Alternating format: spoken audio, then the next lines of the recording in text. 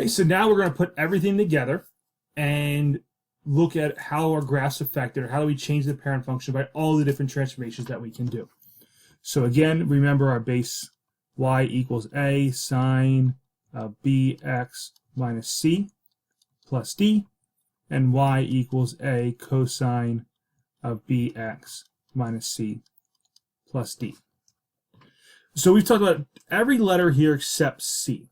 So a tells us what our amplitude is. B tells us what our period is, and we get that by doing 2 pi divided by b. C is going to be what we call the phase shift, or it's going to be what we call a horizontal shift. It's going to move the graph left or right, and it's going to move opposite. And the reason that is because we already have a negative here, so it's either going to move it left or it's going to move it right. And then lastly, D is going to be our vertical shift. It's either going to move it up if D is positive, or it's going to move it down if D is negative. Okay, so we have y equals 3 sine 2x plus pi over 2. And it wants to identify all of this information. So first thing we're going to do is our amplitude is going to be 3. Our period is going to be 2 pi over 2, which is just pi. And our phase shift is going to be left pi over 2 units.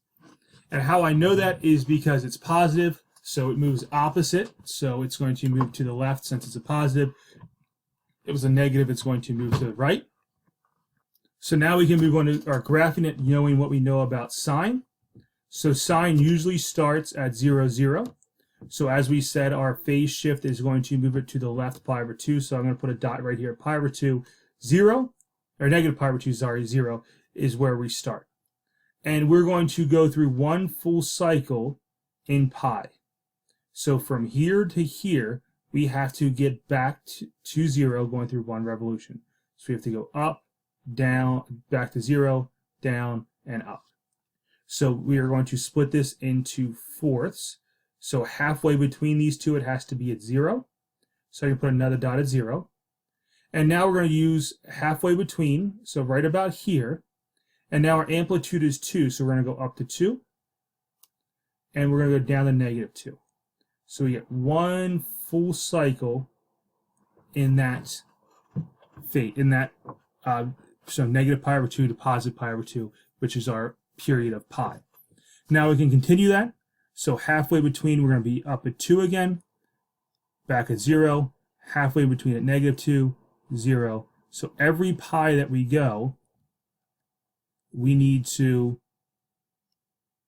go through one full cycle. And I know I'm off a little bit here. I apologize for that. But we look like this.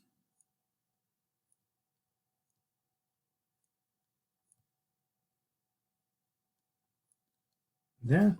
And now we can repeat and continue it over here. So halfway in between, we're going to be up or down at 2 or negative 2, depending on where we're at in our pattern. And we get that general shape that looks like that. And again, it continues to oscillate back and forth.